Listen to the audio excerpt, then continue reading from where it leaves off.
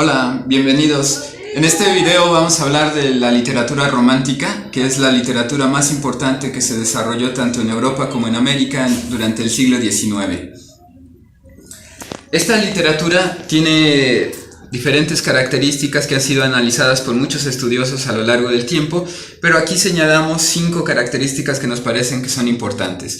Una es el subjetivismo, que hace referencia a la percepción que tienen los autores románticos del mundo y cómo valoran las cosas a partir de su propia subjetividad. Otra actitud muy importante es la rebeldía, porque son autores que se rebelan contra el orden tradicional del mundo y contra la racionalidad y la elegancia que venía estando presente en el arte.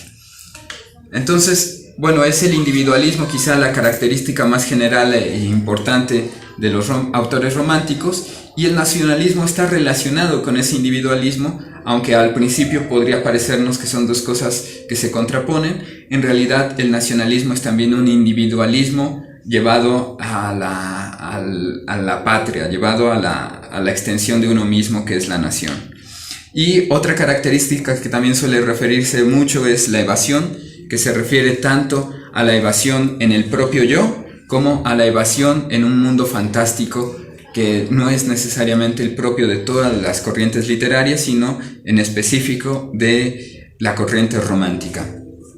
Y bien, bueno, como sabemos existen 3 grandes géneros literarios, y en estos 3 géneros literarios, que son el teatro, la narrativa y la poesía, comenzaremos a mencionar que el teatro, digamos, presentó personajes marginales, escenarios lúgubres, que son escenarios donde dominados por la noche o por tabernas o lugares donde los vicios son frecuentes. Y el teatro, además, que se escribió tanto en prosa como en verso, en ambos estuvo dominado o prevaleciente el lenguaje poético. Era, digamos, que una de las cosas importantes para los románticos, mantener esa intensidad de estilo, la vivacidad y la poesía.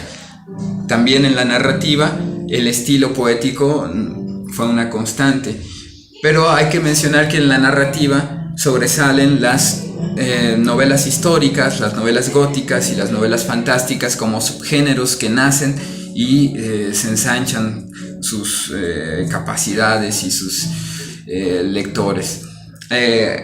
Me parece que es conveniente también ver la diferencia entre la novela gótica y la novela fantástica, ya que la novela histórica, digamos, queda bastante claro a lo que se refiere, que es una novela sobre el pasado con verosimilitud. La novela gótica y fantástica son 2 tendencias de literatura evasiva, una muy centrada en la época medieval y en asuntos terroríficos, y la novela fantástica, bueno, se pudo desarrollar en otros mundos y con personajes ya no necesariamente sacados de la realidad, sino nuevos monstruos o nuevos seres.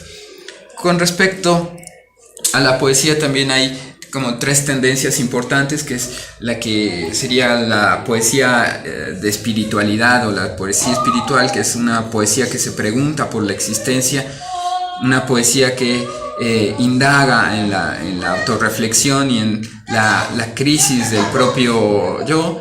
Y la otra, la más típicamente la poesía romántica que conocemos, que es la poesía centrada en los temas amorosos y sobre todo en vivir con intensidad el presente.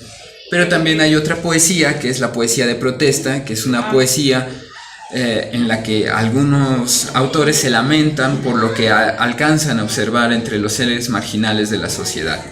Y bueno, por último vamos a presentar 4 ejemplos de obras románticas, que son obras bastante relevantes e influyentes, de quizá el autor romántico más conocido, que es el francés Victor Hugo, y de esta su obra memorable, que es Los Miserables, una novela, digamos, de vena social.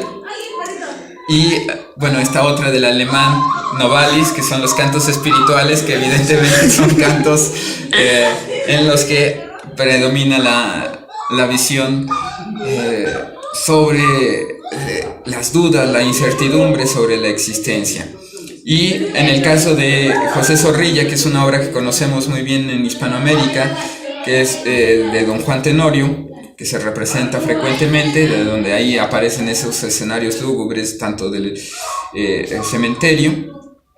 Y esta otra que también es una de los, digamos, obras más conocidas del siglo XIX, que es Frankenstein, que es como el nuevo Prometeo, ¿no? Un nuevo mito que surgió a partir del romanticismo de la inglesa Mary Shelley. Y bueno, espero que les sea útil este breve esquema del romanticismo. Si desean profundizar un poco más, por favor vean el siguiente video. Nos vemos.